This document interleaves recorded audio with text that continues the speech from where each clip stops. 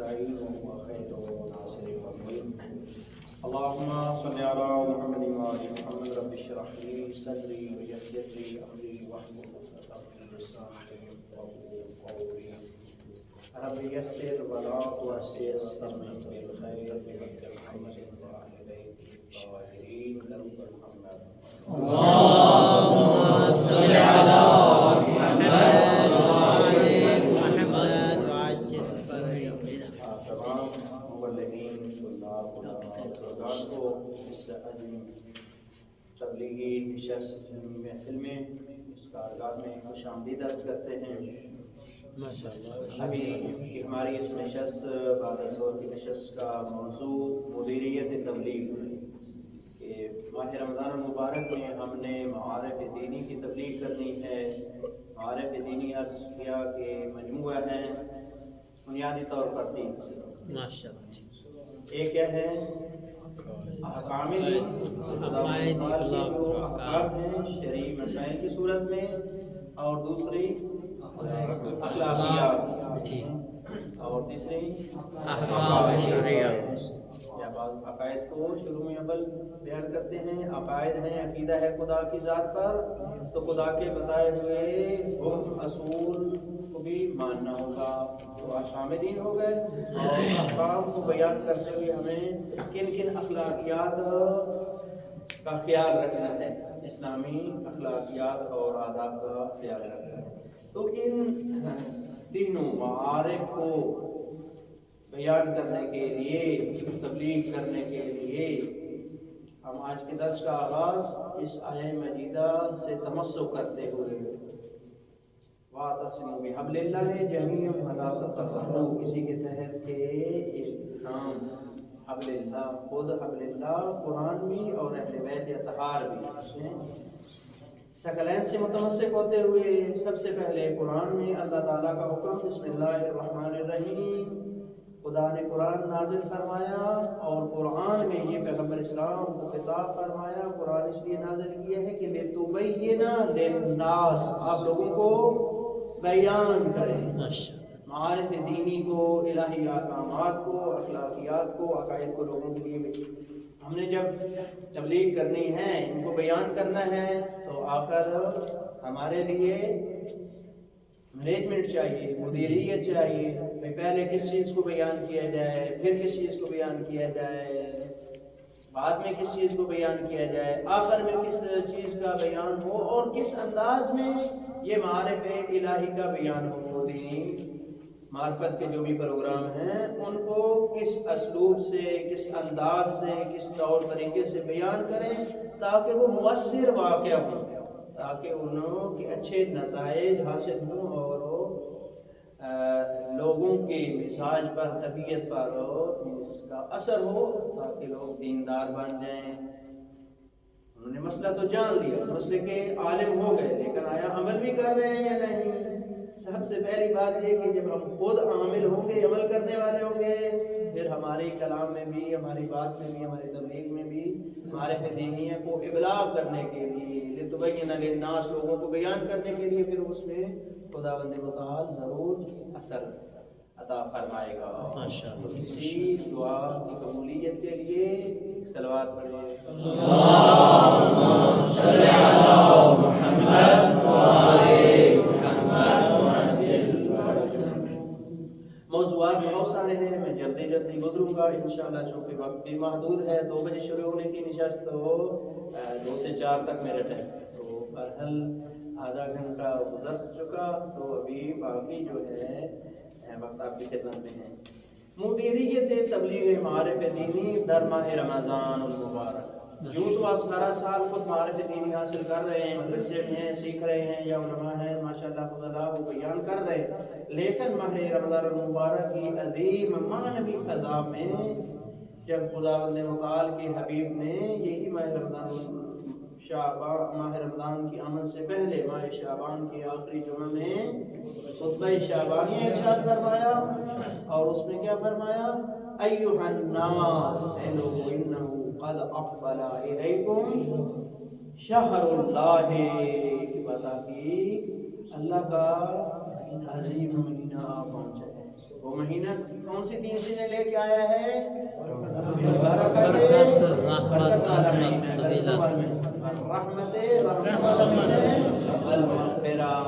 तो हम चाहते हैं कि इस माह रमज़ान मुबारक में लोग खुदावंद मुतआल की अता करदा बरक़ात से भी फैज़याब हों, खुदा की रहमतें भी शामिल हाल हों और बख्शिश भी। बख्शिश ये तो नहीं है सिर्फ मज़लूमीन के लिए, हम भी तो इस्तिग़फ़ार पढ़ते हैं ना, अस्तग़फ़िरुल्लाह, यानी खुदा से तलब मग़फ़िरत करते हैं, बख्शिश वाफ़ियत को चाहते हैं, तो हम के लिए भी है और मुल्का जो गुज़िश्तगान इस दुनिया से रुख़सत हो गए हैं उनके लिए। अच्छा, सबसे ज़्यादा इंतज़ार माह रमज़ान की आया हम जिंदा लोगों को रहती है या मुर्दा को? मुर्दा लोगों को भी इंतज़ार होनी चाहिए, होती है या नहीं होती? होती है माशाअल्लाह। क्यों होती है हमको इंतज़ार? ताकि उनकी बख्शिश हो जाए, मग़फ़िरत हो जाए। हाँ, ताकि उनके लिए भी मग़फ़िरत हो जाए। रिवायत में है कि अभी जो आने वाली रात है ना, जुमे की रात, इसी वजह से इस दिन को भी कहा जाता है जुमे रात जी। हत्ता कि उस रात के इतनी अजमत और शरफ है जिसके गलबे की बिना पर आज के दिन का नाम भी हमारे यहाँ क्या है? जुमेरात में जुमेरात, यानी उस रात के लिए इंसान अभी से आमादा हो जाए, तैयार हो जाए, अपने आप को तैयार करे। तो उसके बारे में इतनी फजीलत है कि खुदावंद मुतआल अपने फरिश्तों को ख़ुसूसी तौर पर, जैसे अभी असर का टाइम है तो खुदा आसमानों से नाजिल करता है सोने चांदी के वरक औराक दे के कि हो जाए, और मोमिनीन के आमाल बिलखसूस जब वो दरूद पढ़ते हैं, सलवात भेजते हैं मोहम्मद वाले मोहम्मद पर, उसका सवाब अजर वो दर्ज करते हैं। बवाज़े बुलंदतर सलावत।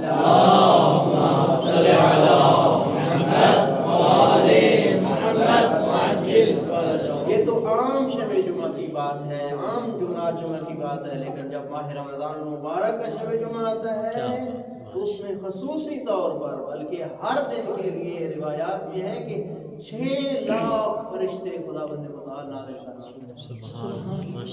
खुदा के लिए नेकियां लिखें, उनके अमाल को दर्ज करें, और हत्ता कि इससे भी ज़्यादा। तो बहरहाल इस अहमियत और फजीलत के तहत हमारे लिए ज़रूरी है कि तबलीगी महारतों की अहमियत को जानें, अफादियत को, जैसे कि सुबह भी आपकी खिदमत में बयान किया, उसको जानें, उसके ख़ास अगराज़ और मक़ासिद हैं। आप जाते हैं तो माह रमज़ान कहाँ गुजारते हैं जी? लोग क्या कहते हैं? इमाम जमात आ गए हैं, इमाम मस्जिद आ गए हैं। इमाम मस्जिद यानी मस्जिद में आपका फरीज़ा है तबलीग करना, मुआशरे में, माहौल में, मस्जिद के गिरदो नवा में। इसी तरह से दूसरा क्या होता है जी? पेश नमाज आ गए, नमाज पढ़ाने वाले आ गए लोग, बहुत अहमियत के कायल होते हैं और आपके लिए खसूसी तौर पे इंतज़ामात किए जाते हैं ताकि अल्लाह का दीन हमें बताएं। तो जो अल्लाह का दीन बताएंगे, बयान आकाम करेंगे, उसके लिए कोई ना कोई रवश होती है ना। तो रवश साहब ने आपको बताई है, रिश्तेदार साहब रवश बयान आकाम पे ने दर्स दी है। अब हमारा मौजूद मुबल्लिग कुरान महवर है कि जो भी हम तबलीग करें वो कुरान महवर हो। जैसे सुबह आपकी खिदमत में अर्ज किया कि हर दिन आप कोई ना कोई आये मजीदा खुद भी याद कर रहे हैं, लोगों को भी उस आयत मजीदा के पैगामात बता रहे हैं, खुदा का पैगाम कुरान सुना रहे हैं। आपकी हर बात कुरान से कोशिश करें उसका सबूत, उसका इशारा, उसकी दलील, कोई ना कोई उसका ख़ास नुक्ता कुरान से ज़रूर मरबूत हो कि कुरान इस महीने में नाजिल हुआ। कुरान खुदा की रहमत का सरापा है, जैसे पैगम्बर रहमत लिल आलमीन है, इसी तरह से कुरान भी खुदावंद मुतआल की रहमत का जलवा करिश्मा है। तो इस रहमत को हासिल करने के लिए हमने लोगों को दिलों को तैयार करना है, आमादा करना है। कभी दुआओं की सूरत में हो जाएगा, अदीया मुख्तलिफ आप दुआएं पढ़ेंगे, रोज़ाना की दुआएं हैं, मुनाजात हैं, जैसे कि माह शाबान की मुनाजात शाबानिया है, माह रमज़ान की भी हर रात की मुनाजात हैं, दुआए इफ्तिताह का रोज़ाना पढ़ना, ये दुआ या अली या अजीम या गफूर या रहीम। एक दफ़ा जो है वो सब दोस्त जो है वो ज़रा आंखें निगाहें झुका के بتائیں کہ ماہ رمضان کی دعا کے شروع میں اللہ کے کتنے نام ہیں؟ چار نام. ٹھیک ہے، ان 4 ناموں کے ساتھ خصوصی طور پہ آگے اور بھی ہیں، ٹھیک ہے، لیکن شروع میں جو یا کے ساتھ ہیں وہ یہ 4، یا علی، یا عظیم، یا غفور، یا رحیم. اس بار اللہ پانچواں جو ہے عظیم، لطیف، یہ پھر آگے اور صفات ہیں جیسے وہ سمیع. آپ کے پاس اور کوئی درس بالفرض زیادہ آمادہ تیار نہیں ہے، کوشش کریں گے مدیریت کے اصول ضوابط آگے آپ کی خدمت میں بیان کر رہے ہیں کہ آپ کے پاس صرف یہ دعا ہی ہے. یہ دعا آپ کو ماشاءاللہ پہلے حفظ ہے، حفظ کر لی ہے، یاد کر لی ہے، کوشش کریں گے مومنین کو بھی یاد کروائیں گے ماشاءاللہ. اور شروع میں آپ نے درس دینا ہے خدا کی معرفت کا، تو اسی دعا سے شروع کر دیں.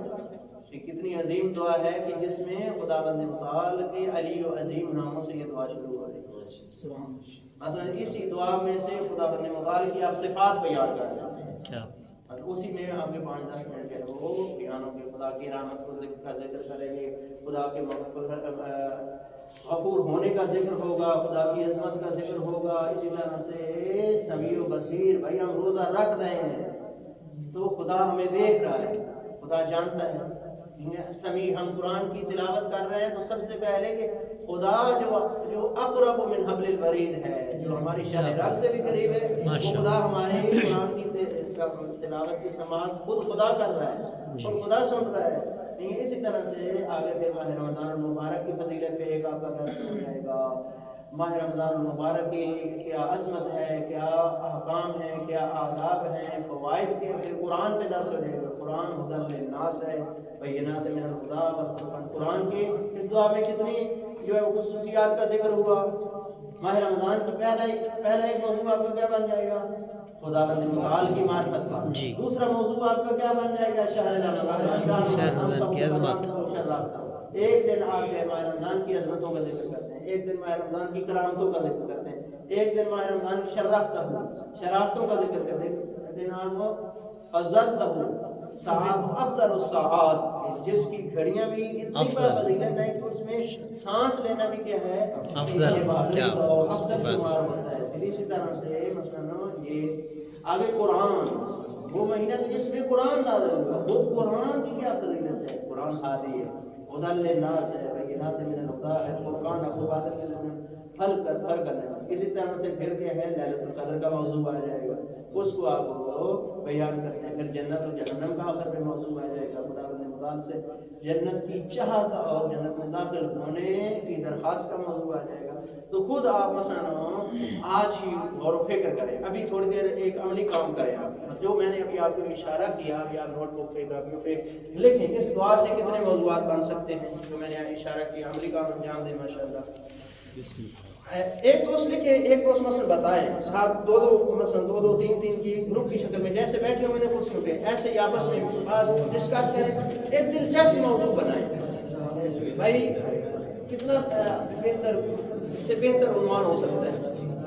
لیکن کوئی بھی مشہوری ہوتی ہے نا، اس کا ایک ٹائٹل، کوئی بھی چیز بیچنا چاہتے ہیں، مارکیٹ میں لانا چاہتے ہیں تو اس کا ایک ٹائٹل جو ہے بڑا اچھا سا بناتے ہیں تاکہ اس کو لوگ دیکھ کے جو ہے نا وہ فوراً جذب ہو جائے. اسی طرح سے بتائیں بولو جی تصویر لے رہے دوستان، گروپ ڈسکشن کر رہے ہیں، آپس میں بیٹھ کریں سب مل کے تاکہ صفات پیارے پیارے موضوعات بنائیں. اپنے سرائکی میں بھی آپ بنا سکتے ہیں، پنجابی میں بنا سکتے ہیں، اردو میں بنا سکتے ہیں، اس انداز میں جس زبان میں آپ نے تبلیغ کرنی ہے. فضیلت، کرامت،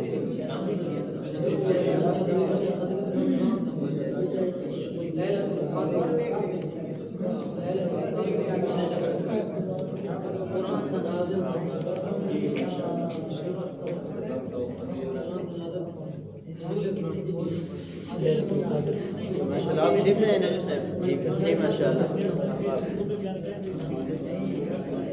آپ لوگ سب میں ہاں ماشاءاللہ، یہ بھی بہت اچھا ہے. موبائل میں لکھ رہے ہیں، بہت اچھا. یہ بھی بھیج دیں، مثلا جن موبائل میں لکھا ہے میرا نمبر بھی درج ہے ادھر اسی طرح سے صاحب کو بھیجے اپنے موضوعات یہ روزانہ کے جو ہے وہ جو آپ جس موضوع پہ درس دے رہے ہیں کتنی آسانی ہو جائے گی آپ کے لیے اور لوگوں کے لیے بھی ہوگا بھائی موضوع آپ اسی دعا سے بیان کر رہے ہیں.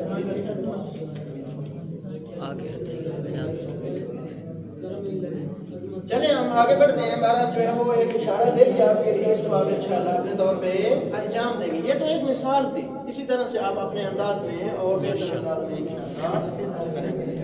کیا بات. اچھا, جو آپ کے پروگرام ہوں گے تعلیمی آموزشی ماہ رمضان میں, مثلا آموزش معارف تربیتی و معنوی در ماہ رمضان المبارک, ماہ رمضان المبارک میں جو بھی آپ معارف دینی تربیتی معنوی سکھانا چاہ رہے ہیں, اس کے لیے آپ کے پاس ایک ہدف ہونا چاہیے, ٹارگٹ ہونا چاہیے. ماہ رمضان وہ مہینہ ہے کس کا؟ قرآن کا. آپ نے لوگوں کو قرآن سے مانوس کرنا ہے. اونس پہ قرآن کا ایک موضوع, جہاں پر آپ مثلا لکھ لیں اونس پہ قرآن کا ایک موضوع. اسی طرح سے دعا شناسی کا موضوع, مناجات شناسی کا موضوع, بیان معارف دینی میں سے مثلا اخلاقیات کا اخلاق عملی کیا ہے, پہلے تو شناخت کرائیں گے نا, پھر آداب کا بیان کریں گے. ماہ رمضان المبارک کے آداب کیا ہیں, دعا پڑھنے کے آداب کیا ہیں, ماہ رمضان مبارک کے ضروری واجبی احکام کون کون سے ہیں. اسی طرح سے آپ لکھتے جائیں گے تو اہم موضوعات بہت سارے آپ کے لیے بن جائیں گے, قرآن سے, روایات سے, حدیث سے. ہاں, ایک ابھی مثلا جو ہے وہ ایک نئے طریقے سے آپ لکھیں, ماہ رمضان المبارک کی مناسبتوں کے حوالے سے اہم موضوعات. خود ہی آپ کے لیے سب سے پہلا موضوع کون سا ہو سکتا ہے؟ آسمانی کتابوں کا نزول ماہ رمضان المبارک میں. 4 مشہور آسمانی کتابیں, بلکہ یہاں تک بھی روایات ہیں کہ اکثر صحیح انبیاء کے بھی ماہ رمضان المبارک میں خدا کی طرف سے نازل ہوئے, عطا ہوئے. تورات, انجیل, زبور, قرآن اسی ماہ رمضان المبارک میں نازل ہوئے. ہر ایک نزول کے متعلق آپ جو ہے وہ قرآنی آیات سے بیان کر سکتے ہیں. اور قرآن میں ذکر ہوا ہے تورات کے نازل ہونے کا, انجیل کے نازل ہونے کا, ان کی صفات و روایات میں, حدیث میں, کتابوں سے متعلق ہے. ایک یہ موضوع ہو گیا آسمانی کتابوں کے نزول کا عام طور پہ, اور قرآن مجید کے نزول کا ہدف خصوصی موضوع ہو گیا. قرآن مجید کے نزول کتنی طرح کے ہیں؟ 2 طرح کے ہیں. ایک دفعہ نازل ہونا, ایک تدریجی, جو حالات واقعات کے مطابق ہو. قرآن کے نزول کا پیریڈ اور زندگی کتنی ہے؟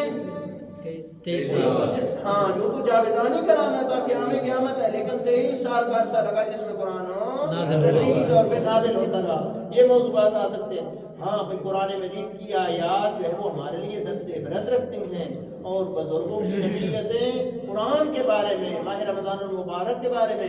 مولا علی علیہ السلام کا خطبہ, کہ آپ کے آخری خطبے میں اللہ اللہ فی القرآن, اور کوئی تم سے آگے نہ چلا جائے, تم سے بڑھ نہ جائے, سبقت نہ لے جائے قرآن پر عمل کرنے میں. امیر المومنین کے ماننے والوں کو ہی سب کو تو پہل کرنی چاہیے, ان کو سب سے آگے ہونا چاہیے.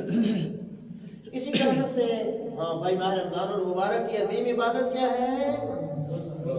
روزہ ہے. روزے کے متعلق یہاں پر آپ کی خدمت میں ایک مثال ہمارے استاد حغیر محسن قراتی بیان کرتے ہوتے ہیں.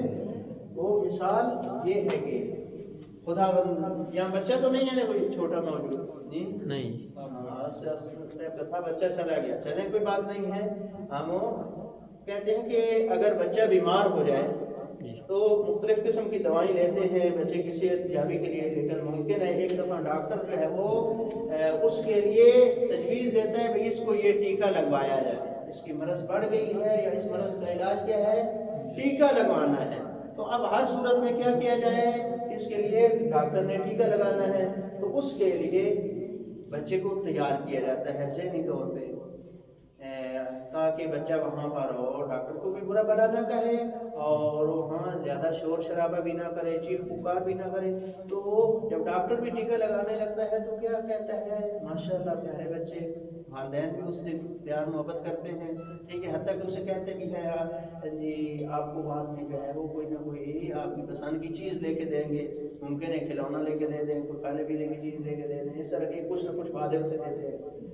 اور اسی طرح سے کہتے ہیں کہ پیارے بچے عزیز ماشاءاللہ بہت سے اچھے القاب سے اسے بچے کو یاد کرتے ہیں تاکہ وہ تیار ہو جائے کہ ٹھیک ہے اسے لگایا جائے ٹھیک ہے اس بچے کے فائدے کے لیے اس کی صحت کی بہتری کے لیے ہے ٹھیک ہے. اور پھر جب ڈاکٹر بھی ٹیکہ لگانے لگتا ہے تو ڈاکٹر بھی کہتا ہے پریشان نہ ہو بچہ یہ بہت سارے نے لگوایا ہے اور بچے بھی آج مجھ سے ٹیکہ لگوا کے گئے ہیں پہلے بھی لگواتے ہیں اور بھی لگوایا ہے لوگوں نے ٹھیک ہے. یہ نہیں بچے کو تھوڑا جا حوصلہ ہو گیا. تو خدا بند متعال بھی آپ جیسے صاحبان ایمان سے خطاب کرتا ہے کہ یا ایھا الذین آمنوا اے پیارے لوگوں صاحبان ایمان لوگوں کیا کرو کتب علیکم الصیام تم پر روزے فرض کیے گئے ہیں تمہارے لیے ضروری ہے. جیسے ڈاکٹر نے کہا ٹیکہ بیٹا آپ کے لیے ضروری ہے لگانا پڑے گا کتب علیکم اور کیا کما کتب علی الذین بھائی صرف آپ نے نہیں روزے رکھنے ہیں آپ سے پہلے والے لوگوں پر بھی روزے تھے انہوں نے بھی رکھے وہ بھی زندہ رہے کوئی مر نہیں گئے روزہ رکھنے سے کوئی ٹھیک ہے.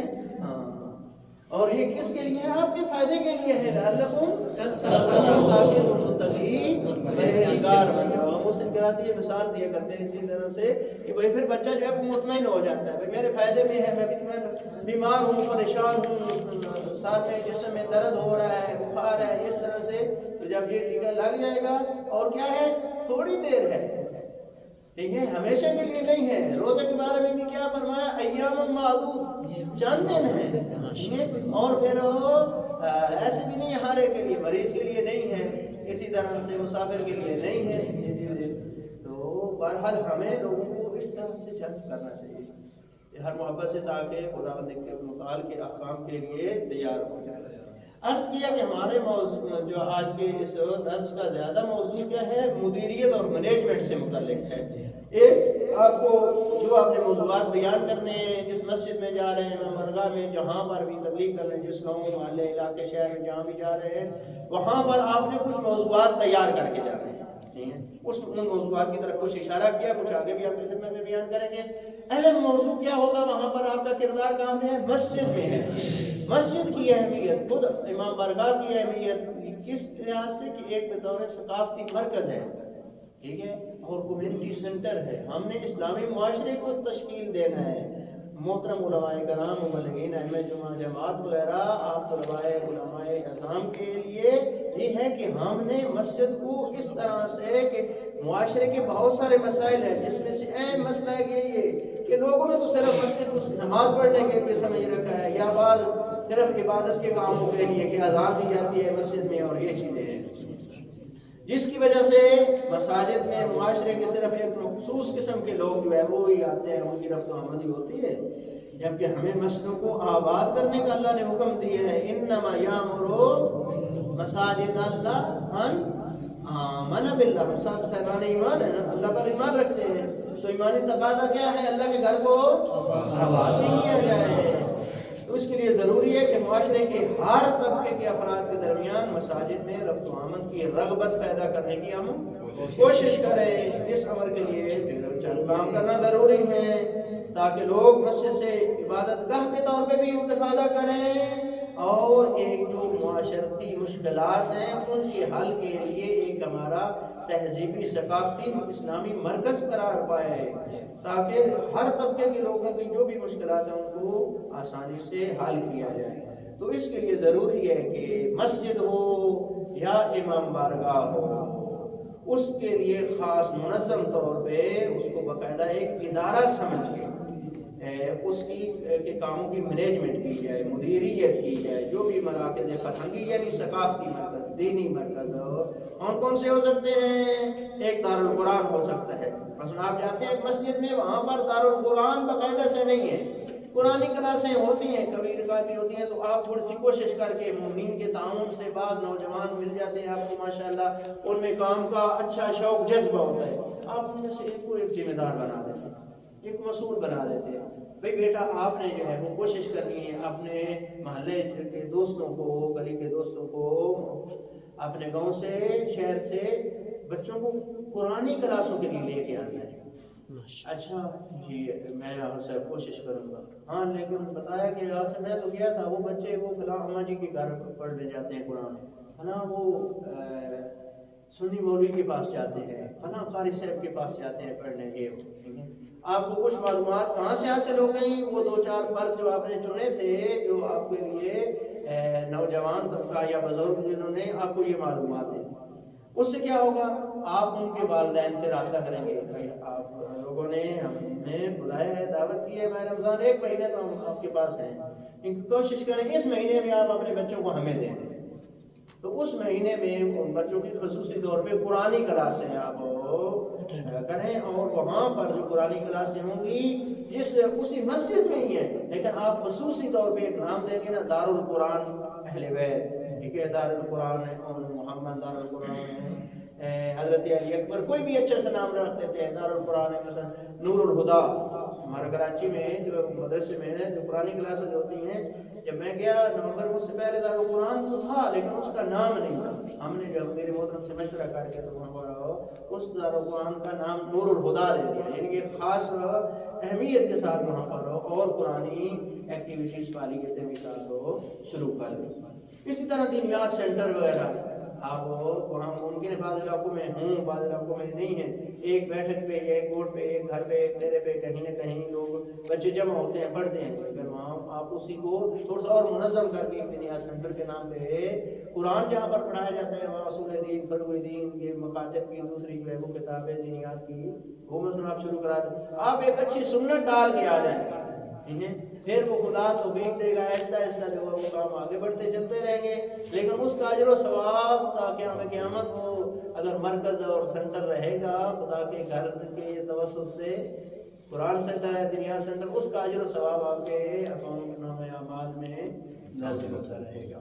اسی طرح سے کسی جگہ پہ آپ لائبریری کا قیام کر دیتے ہیں، جہاں بھی میں ماہ رمضان میں جاتا بھی ہیں تصاویر وغیرہ، لیکن فرصت نہیں ہے وہ ساری چیزیں آپ کے لیے شیئر کی جائیں، دکھائی جائیں۔ مثلا چارپائی ایک رکھوا دی مسجد میں، اور جو کتابیں 50-60 میں لے کے گیا، وہاں پر چادر بچھا کے اوپر وہ کتابیں رکھ دی امانت کے طور پہ، لوگ آتے ہیں پڑھتے ہیں وہاں پر، اسی طرح سے پھر ایسا ایسا خود وہ ان لوگوں نے تقاضا کیا کہ ہم یہاں مسجد میں ایک الماری بنواتے ہیں، اور یہ کتابیں کتنی اچھی ہیں، ہم بھی کتابیں خرید کے لاتے ہیں، تو یہ آپ لائبریری کا افتتاح جو ہے وہ آپ کرتے ہیں 23 ماہ رمضان کو، شب قدر کا ہمارا خصوصی پروگرام ہو، اور اس میں لائبریری کا آغاز ہو جائے کہ ہمارے شام کوشش کرتے رہیں گے اور کتابیں اضافہ کرتے رہیں گے، تو یہ مسجد میں ہی آپ نے ایک چھوٹی سی لائبریری بنا دی، وہاں پر ایک کاپی رجسٹر رکھ دیا، ایک ذمہ دار مسئول بنا دیا، ایک جوان بھائی 2 جوان، یہ آپ نے سنبھالنا ہے، کتاب امانت کے طور پہ دینی ہے، گھر میں جائے پڑھ کے واپس لائیں، ایک ہفتے بعد 10 دنوں بعد پھر اور کتاب لے کے جائیں، پھر اس طرح سے ایک مطالعہ اور کتاب خوانی کا رواج بن جائے گا۔ مکتب، سکول وغیرہ، بعض اوقات یہ کہ ہم آپ کے علاقے میں کوئی مومنین کے پرائیویٹ سکول ہے، بعض اوقات سرکاری سکول بھی ہے، ٹیچر شیعہ ہے، ہیڈ ماسٹر شیعہ ہے، وہاں رابطہ کر کے آپ جو ہے، ضروری نہیں آپ کہیں بھائی ہم شیعہ ہیں یا مولوی صاحب ہیں، اس طرح وہاں چلے جائیں، ایک چھوٹا سا درس اخلاق دے دیں، درس قرآن دے دیں، وہاں پر ماہ رمضان المبارک ہے۔ اگر اپنے سکول ہیں تو اس میں تو اور اچھے انداز میں ہم جو ہے وہ یہ کام کر سکتے ہیں، جیسے شیخ محسن صاحب کے اس وقت پبلک سکولز وغیرہ ہیں، تو ان میں اور اچھی طرح سے، یعنی جو بھی کوئی نہ کوئی تعلیمی مرکز ہے اس کو ہم اپنا دینی تبلیغی جو ہے وہ کردار ادا کرتے ہوئے وہاں پر کچھ نہ کچھ فعالیت ضرور کریں، اس طرح سے ہماری زندگی کی جو بھی ایکٹیویٹیز ہیں، مبلغین کی، طلاب کی، علماء کی خدمات وہاں پر شامل حال ہونے چاہیے انشاءاللہ۔ ماشاءاللہ آپ یہ کر بھی رہے ہیں، میں تو صرف وہ اشارہ کرنا عرض کیا کہ یہ چیزیں جو ہے وہ ہونی چاہیے، اور انشاءاللہ بہتر اور اچھے انداز میں انشاءاللہ یہ کام آگے بڑھیں گے۔ اسی طرح سے اور بہت سارے مراحل ہو سکتے ہیں۔ اچھا، خود مدیریت ہے کیا؟ ہم نے دیکھنا ہے مینجمنٹ کیا ہے۔ کسی تنظیم یا ادارہ چلانے کا وہ علم، ہنر، فن جس کے ذریعے سے اس ادارے کے اہداف تک پہنچ سکے۔ عرض کیا دارالقرآن بنائیں گے، لائبریری بنائیں گے آپ مسجد میں، یا اسی طرح سے دنیا سینٹر بنائیں گے، تو ایک قسم کا ایک ادارہ بن گیا، اس کو آپ نے ایک تنظیمی شکل دینی ہے، اس کے کاموں کو منظم کرنا ہے، اس کے لیے آپ کچھ خاص ہدف رکھیں گے۔ بھائی یہ دینیا سینٹر اس لیے بنایا تاکہ بچے جو ہے وہ حلال حرام سیکھ جائیں، بنیادی احکام جو ہے وہ یہاں پر آگے یاد کریں۔ مولانا صاحب پہلے تو صرف جو ہے وہ نماز پڑھنے کی حد تک ہی تھے، اب مولانا صاحب کی بھی فعالیت بڑھ گئی۔ مولانا صاحب کا بھی کام کیا ہے، دینیات سینٹر کو فعال رکھنا ہے، ایکٹیو رکھنا ہے، نوجوانوں کے ذریعے سے، بچوں کے ذریعے سے دینی تعلیمات کو آگے پھیلانا ہے۔ اور ایک ادب یہ کہ سب بچے جو ہے وہ ناظرہ قرآن پہلی فرصت میں پڑھ جائیں۔ پھر اسی طرح سے چھوٹے چھوٹے بچے ہیں، بعض اوقات میرے پاس ویڈیوز ہے 2015 میں اور 16 میں اسی طرح سے مختلف علاقوں میں یہاں کہیں تبلیغ پہ جاتا رہا، بچوں کو چھوٹی چھوٹی صورتیں بعض اوقات بہت ہی دینیات اسکول کی کتابوں میں بھی دینیات میں ہوتی ہیں، وہ یاد کر رہے ہوتے ہیں، پڑھ رہے ہوتے ہیں، تھوڑی سی ان کو جو ہے وہ حوصلہ افزائی کر کے کوئی نہ کوئی چھوٹا چھوٹا انعام دے کے شوق دلا کے وہ یاد کرتے ہیں۔ بعض اوقات موالی ہوتے ہیں عموماً اسی طرح سے ذاکر قسم کے زیادہ چاہنے والے علماء کو کم پسند ہے، ٹھیک ہے، ان کے لیے کیا طریقہ کار کی، ان کے لیے بھی اپنے خاص طریقہ کار ہے، ٹھیک ہے۔ اس میں مولا علی علیہ السلام کے متعلق پیغمبر اسلام کے 10 فرامین، جس میں مولا علی علیہ السلام کو رسول خدا یا علی کر کے پکارتے ہیں، یا علی، اے علی، یا علی انت قسیم النار والجنہ، یا علی انت منی وانا من، یا علی یا علی انت شیعۃ الفائزون۔ یعنی اس طرح کے چھوٹے چھوٹے فرامین حدیث سے وہ بچوں کو یاد کروائیں، آپ کے پاس وہ بنی ہوئی ہوں حدیث ہاتھ ترجمہ لکھا ہوا ہو، تو یہی میں نے کروایا وہاں پر، اور یہ چنیوٹ کے علاقے میں تھا ماہ رمضان مبارک میں، اور یقین جانے اتنا وہ لوگوں نے پسند کیا، اور جب عید کا مصافحہ ہو رہا تھا وہاں پر بچوں کے لیے انعامات دیے، سب لوگ کھڑے ہو گئے، اور ایک ایک بچہ آیا اور وہ حدیث پڑھتا گیا، فرمان پڑھتا گیا، اور ساتھ ساتھ اسے انعام دیتے گئے، ادھر سے نعرہ لگتا گیا، ٹھیک ہے، کہ مولا علی علیہ السلام کے فضائل بچہ عربی میں پڑھ رہا ہے، حدیث اس نے یاد کی ہے، ٹھیک ہے، اور روزانہ مثلا ایک دن ایک حدیث یاد کی ہے نا، دوسرے دن دوسری حدیث یاد کی ہے، تو پہلی بھی ساتھ ریپیٹ کرنی ہے، 10 دن تک 10 حدیثیں ہو گئی ہیں، تو پچھلی 10 بھی ساتھ روزانہ رویت کرتا رہے، ریپیٹ کرتا رہے۔ اس طرح سے چھوٹے چھوٹے فرامین، چھوٹی چھوٹی حدیثیں، دو ورڈ حدیثیں جو 40 کو میرے پاس پی ڈی ایف بنی ہوئی ہے، میں شیئر کر دوں گا انشاءاللہ، شاہ صاحب کو تو آپ تک تو پہنچ جائیں گے انشاءاللہ۔ تو چھوٹے چھوٹے کام کریں، لیکن ہدف ٹارگٹ آپ کے مد نظر ہو، اس کو منظم انداز میں کریں، خاص ادارے کے تحت دینیات سینٹر، قرآن سینٹر، اسی طرح سے آپ ایسے علم اور منور رکھتے ہیں کہ جس کے ذریعے سے انشاءاللہ خدا کی توفیق شامل حال ہوگی کہ آپ اپنے ہدف تک کو پہنچیں۔ اسی کام کو مینجمنٹ کہتے ہیں، مدیریت کہتے ہیں، یہ ایسی بات نہیں ہے کہ مدیریت کے کوئی بڑے سنگ ہوتے ہیں یہ چیزیں، اور وہ آپ ماشاءاللہ کر رہے ہیں، اس کو اور زیادہ منظم کریں گے تو بہتر ہوگا۔ ہاں، اسلامی مدیریت کی کیا تعریف ہے، یہی چیز ہے، لیکن اس میں ایک اہم بات یہ کہ شرعی قوانین کے خلاف نہ ہو، کسی تنظیم کو یا ادارے کو چلانے کا علم و ہنر آپ کے پاس ہے، اس کو بروئے کار لا رہے ہیں، اپنی صلاحیتوں کو، آپ کے پاس جو بھی وسائل وغیرہ ہیں ان کو، لیکن اس میں یہ مد نظر ہو کہ شرعی قانون جو ہے، لیکن مولوی اسلام کے بارے میں ہے نا معلوم ہے آپ کو، جانتے ہیں کہ فلاں وہ غریب شام، ٹھیک ہے، وہ کس طرح سے چاپلوسی کے ساتھ اور اس طرح سے سیاست مداری کر رہا ہے، اس طرح سے خود مولا کے بارے میں سب کچھ جانتے ہیں، سارے سیاسی، علی سے بڑا سیاست مدار کوئی نہیں، لیکن علی کی نگاہ میں عین سیاست الہی ہے، وہی سیاست جو قرآن کے مطابق ہے، جو رسول خدا کے فرمان کے مطابق ہے، ٹھیک ہے، یعنی شرعی قوانین کی اس میں خلاف ورزی نہیں ہے، اس میں خدا کی رضا مرضی الہی ہے وہ شامل ہے۔ یہ آپ کی خدمت میں خلاصہ پیش کر رہا ہوں، ورنہ یہ مدیریت مسجد کا، اسلامی مراکز کا مفصل کورس ہے جو کہ ہم تقریباً 32 گھنٹوں پر پڑھاتے ہیں، وہ ابتدائی کورس ہے۔ کون سی کتاب ہے جس میں سارا کورس لکھا ہوا ہے؟ یہ مختلف کتابوں سے لیا گیا ہے، کتاب یہ مفصل بنا رہے ہیں، ایک کتاب بنی ہوئی بھی ہے جہاں پر ہے، ایک دو کتابیں اگر کتابوں والا شاپر مجھے دے دیں تو میں دوستوں کو دکھا دیتا ہوں، بعض کتابیں یہاں پر بھی ہیں آپ کی خدمت میں۔ فارسی میں کتاب ہے، نام ہے جذاب سازی مدیریت مسجد، یہ جذاب سازی برنامے ہائے فرہنگی مساجد، ٹھیک، یہ کتاب ہے، اس کتاب سے بھی اور اس طرح سے دیگر کتابوں سے بھی اس کا ترجمہ تقریباً کافی حد تک میں نے کر دیا ہے، اور کچھ کام باقی ہے مزید جو ہے وہ اس میں اضافیات وغیرہ بھی کیونکہ یہ ایران میں لکھی گئی اور جس استاد نے لکھی ہے یعنی سماعت نظری اسی استاد نے ہمیں خود یہ کتاب پڑھائی ہے اور ہم سے اس کتاب کا عملی کام جو ہے وہ بورڈ پہ لیے ہے اور یہ پاور پوائنٹ وغیرہ یہ دروس جو ہے وہ ہم نے تیار کی ہے۔ اردو میں بھی کتابیں کچھ ہیں لیکن بہت کم ہیں۔ یہ ایک کتاب ہے مدیریت مسجد کے نام سے ہے کتاب، لیکن اس کتاب میں اس طرح سے جو میں پیش کر رہا ہوں اس انداز میں نہیں ہے۔ اپنے طور پر یہ کتاب بھی جو ہے وہ بہت مفید ہے۔ اس میں بھی قوم کے علماء نے پاکستانی علماء نے مل کے جو ہے وہ کام کیے، مختلف موضوعات پر اس میں اچھے عناوین ہیں مطالعے کے لیے ہے۔ تو بہرحال اسلامی مدیریت ہم نے کہا کہ شرعی قوانین کے مطابق ہو، یعنی خداوند مختار اس میں ہمارا محور ہو، پھر قیامت ہمارے مد نظر ہو۔ بھائی اگر خدا نخواستہ کوئی ہم کام کر رہے ہیں، لائبریری بنا رہے ہیں، دارالقرآن بنا رہے ہیں، لینگا سینٹر بنا رہے ہیں، آیا اپنی شہرت مطلوب ہے؟ کوئی اپنے لیے کہ میرے لیے ادھر اضافی تنخواہ ملنا شروع ہو جائے گی یا میرے لیے یہ ہوگا؟ نہیں، وہ چیزیں بھی خداوند متعال کی طرف سے عنایات اور لطف و کرم ضرور ہوگا، لیکن آپ نیت ہماری خالص ہو، خدا کے لیے کام انجام دے رہے ہیں تو پھر خدا جو ہے وہ اپنے اگر ہم ایک قدم بڑھاتے ہیں خدا کی طرف سے 10 راستے کھلتے ہیں۔ ایک نیکی کے ہم وہ کرتے ہیں، ایک دفعہ الف لام میم یہ 3 حرف پڑھے تو 30 نیکیاں مل گئی۔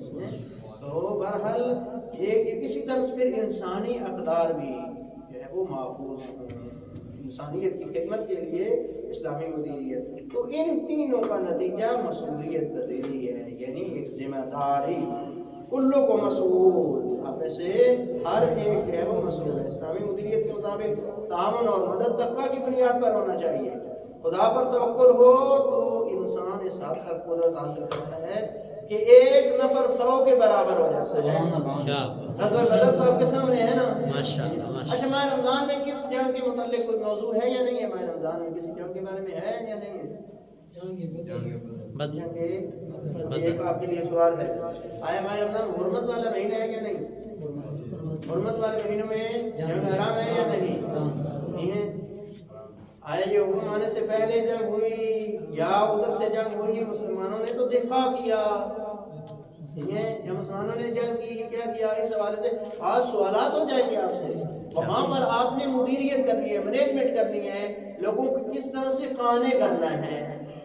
آپ موضوع اپنے موضوعات میں سے مثلا ایک کسی موضوع کا اضافہ کر لیں، ٹھیک ہے، اور بعض سوالات ہوں گے، شبہات ہوں گے، اس کے لیے آپ کا کوئی علمی مطالعہ چاہیے۔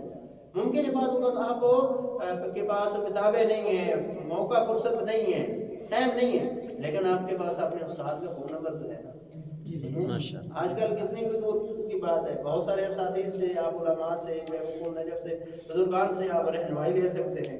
آپ میں سے مجھے معلوم ہے اکثر کے جاننے والے قوم میں، نجف میں، اسی طرح علماء کے ساتھ ہو، ہر ایک کا واسطہ ہے اپنے سینئر بزرگوں کے ساتھ، اور نہیں تو اپنے مدرسے کے ساتھ، اس کے ساتھ تو ہے ہی نا۔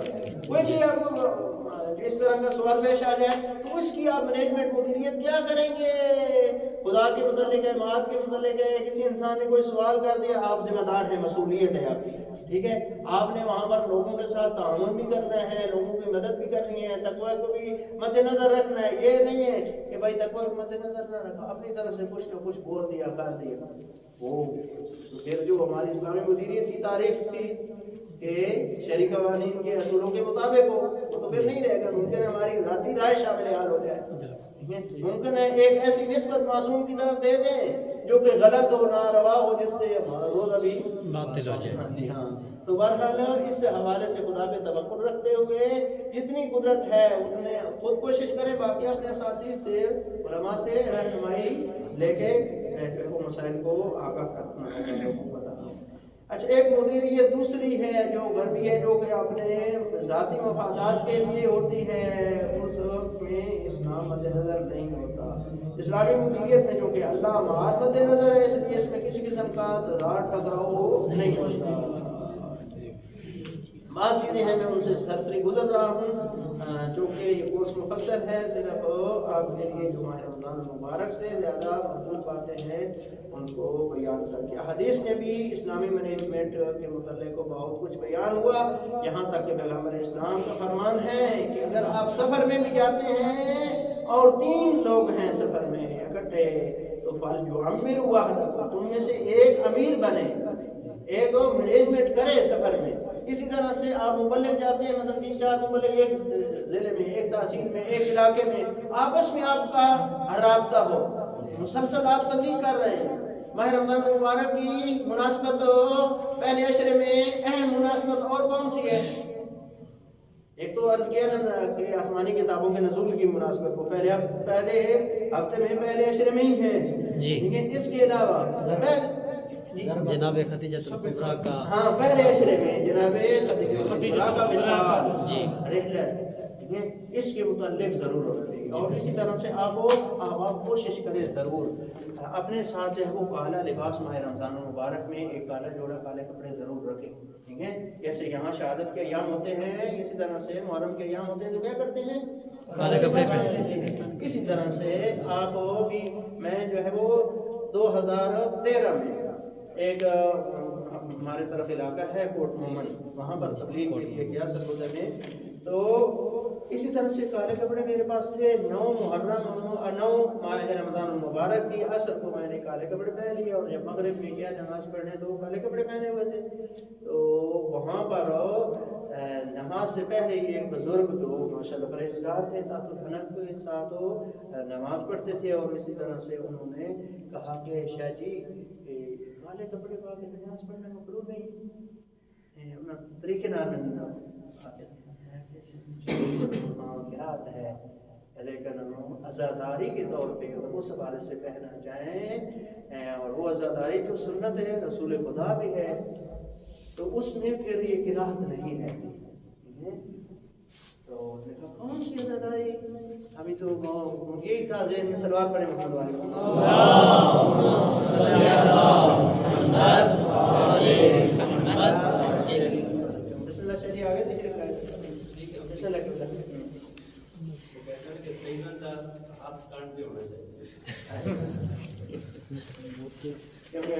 ابھی جو ہے پذیرائی بھی آ رہی ہے، تو شاہ صاحب کی واقعہ جو ہے وہ ہمارے تو فارسی میں سے کہتے ہیں پشتیبانی، ٹھیک ہے؟ ہاں تو یہ کسی بات کو آپ کی خدمت میں بیان کر کے آپ کی زحمت تمام کروں گا، اور چاہے تاکہ زیادہ انتظار میں نہ رہے، اجازت ہے اس بات کو مکمل کر لوں۔ یہ سمجھ رہے تھے کہ ماہ رمضان المبارک میں صرف وہی مولا علی اسلام کی شہادت والی مناسبت ہے، تو انہوں نے کہا کہ یہ آج تو 9 ہے ماہ رمضان ہے، کیونکہ عزاداری کی وجہ سے محرم فوری ذہن میں آتا ہے، ٹھیک ہے؟ تو ابھی 19 نہیں ہے، تو 19 ہوتا ہے تو پھر تو چلو یہ تھی کہ شاید بھول گئے کہ 19 ہوتا ہے جلدی آگے ایک خلیفہ میں کہا کہ نہیں، مطلب وہ مولا علی اسلام کے ایام عذاب ہی ہیں، بھی عزاداری کریں گے، شب قدر بھی جو ہے وہ 10 دن ہیں پہلی شب قدر میں، تو آج بھی جو ہے وہ ایسا حزین و غمگین دن ہے، رات آنے والی ہے کہ جس کے لیے پیغمبر اسلام نے اس سال جن 2 سال اور رحلت ہوئی، 1 2 3 10 دن 40 ماہ نہیں بلکہ پورا سال جو ہے وہ عام غم کا سال قرار دیا، اور پیغمبر کی سنت جاری ہے عزاداری ام المومنین حضرت خدیجہ الکبریٰ کی آج شب رحلت و شب وصال ہے۔ اس کے حوالے سے میں نے کالے کپڑے پہنے ہیں، اور اس میں علماء مراجع کے بھی یہ فتویٰ ہے، یہ حکم ہے، اس میں پھر و قرات نہیں ہے۔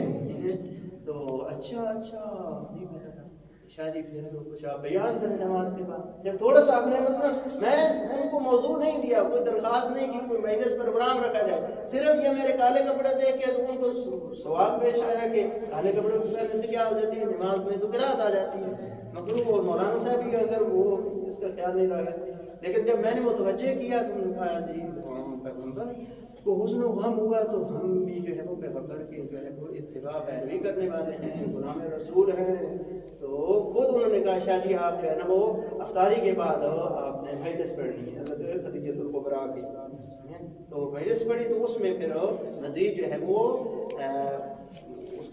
جناب خدیجہ الکبریٰ کے دینی خدمات بیان کی، پیغمبر اسلام کے ساتھ ہمدردیاں اور یہ چیزیں، اور خواتین کا تذکرہ کیا، یہاں تک اس مجلس کیونکہ وہ مسجد میں ہمارے رمضان والے خواتین تو نہیں تھیں، تو یہ جا کے گھروں تک پیغام پہنچ گیا۔ اگلے دن کیا ہوا، درخواست آ گئی کہ خواتین نے بھی جو ہے وہ گھر میں جو ہے وہ زنانہ مجلس رکھی اور کہا بھی ہے کہ شاہ جی آئے اور وہ مجلس جو رات مردوں کو بھی سنائی ہے، ہمیں بھی حضرت علی الکبریٰ کی رحلت کا فرصہ دینا ہے تو آئیں، ٹھیک ہے؟ تو اسی طرح سے مثلا دوسری مجلس دوسرے دن بھی وہ ہو گئی، یعنی ایک بات پروگرام ہم ایسے ہی مینج کر کے بنا لیتے ہیں، ٹھیک ہے؟ تو اسی طرح سے پھر اس میں کیا ہو گیا، اس میں کچھ خواتین کی 2-4 میں نے شرعی مسئلے بھی بیان کر دیے، اس سے ایک اور تقاضا بڑھ گیا کہ خواتین نے کہا شریعت پیغمبروں کے ذریعے سے پیغام بھجوایا کہ آپ کو تو روزانہ مسئلے بیان کر رہے ہیں، ہمیں تو پتہ ہی نہیں تھا فلاں نجاست طہارت کا، تو وہ آغاز سے اپنے آگے بیان کیا، تو کیوں نہ ہو ہمارے لیے بھی جو ہے وہ ماہ رمضان المبارک میں مولانا صاحب شاہ جی آگے درس دیں۔ تو اس کے لیے مثلا جو ہے اس کے بعد جو اگلے 20 دن 2 عشرے تھے 19 دن تھے، اس میں حضرت خدیجہ الکبریٰ کی اس بابرکت نام سے جو ہے وہ خواتین کے لیے علیحدہ درس شروع، لیکن میں اس سے خود کم درس دیتا تھا کہ احکام عملی کی خاص ویڈیوز تھی وہ میں چلاتا تھا، جہاں پر سوال پیش آتا تھا اس کی تھوڑی وضاحت کر دیتا تھا، یا ماہ رمضان کی فضیلت اور روزے کے کچھ خاص احکام، اور بعض خود وہ سوالات بعض لکھ کے دے دیتی تھی، بعض اوقات کوئی بیان کر دیتی تھی، جو اس دن بھی یا اگلے دن اس کی مزید وضاحت کر دی جاتی۔